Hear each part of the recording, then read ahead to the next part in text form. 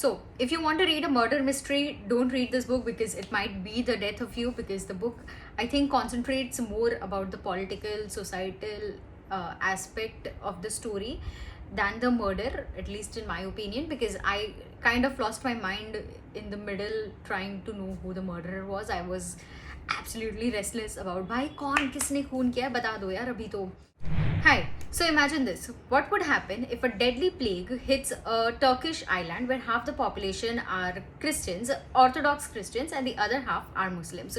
No one wants to admit it's a plague that's claiming the lives of people in the island. Everyone is in denial when it begins, and as the disease spreads, the island affairs gets more chaotic, and then a murder happens.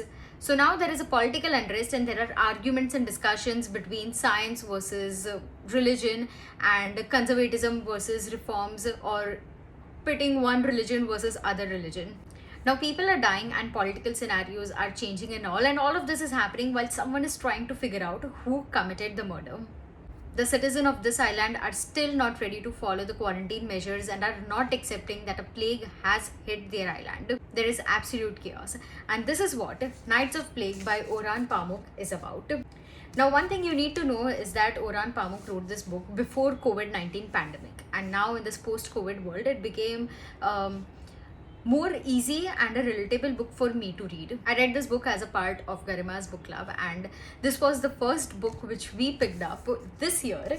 Definitely not an easy read. It isn't a book that will make you cry or sob in a way that usually historic fiction books does, but it will make you restless on why is no one solving this chaotic situation on this island. And same goes with characters as well. I really did not care as much as I usually do about the characters when I read a book. What kept me reading the book was, one, I really wanted to know who the murderer was. Two, the shifting political situations kept me going on to see who really wins in the end. Three, Pamuk builds a world so effortlessly that you feel that you are there on the island living in that picture and not really reading it. I'm not sure if that makes sense. And four, most importantly, because I really wanted to discuss this book, the story, the way he writes with other book club members.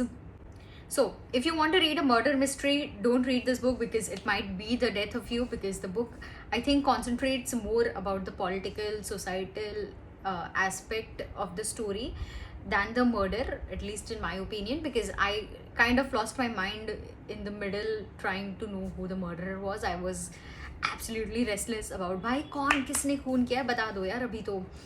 So if you are into political or historical fictions and are in a mood to read some brilliant world building, this book is for you. Pamuk creates this entire fictional island so explicitly that I had to Google if it was a real thing or not.